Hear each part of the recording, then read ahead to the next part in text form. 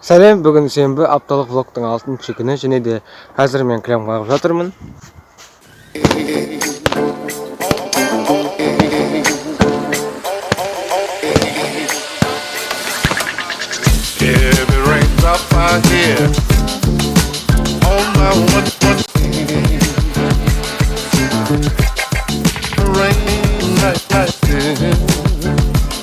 Сәлем, бұл апталық влогтың соңғы күні, және де мен тағы да 6-шы күнмен 7-ші күнді тағы да бірге қоспақшымын. Себебі мен үйде болғандықтан влог аса қатты қызық болмайды. Сондықтан да осылай шешуге қардым. Тағы да енді қазір мен шкаф жинайтын боламын.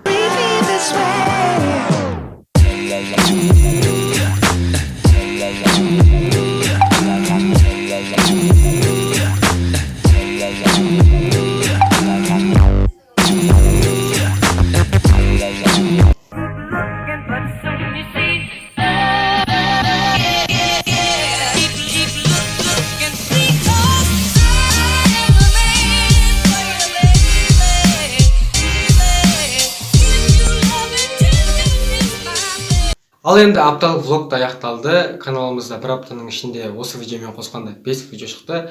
Негізі 7 видео шығу керек еді, бірақ та мен кішкене ергенімнің кесірінен 5 видео шықты осы видеомен қосқанда. Және де ертең бірі, және де дүйсенбі. Сондықтан да мен өзіме жаңа привычка қалыптастырғым келіп отыр. Ол блокнотпен жұмыс. Яғни мен айына кемінде 1 рет блокнотпен жұмыс жасаймын. Оның өзінде мен күніме бір күнге план жасап, оны ұмытып кетемін жасауды, және де мен оның тек қана жартысын орындаймын. Сондықтан да мен әр күніме план жазып, өзімнің ойларымды жазғым келеді. Сондықтан да мен жаңа привычканы қалыптастырғым келеді.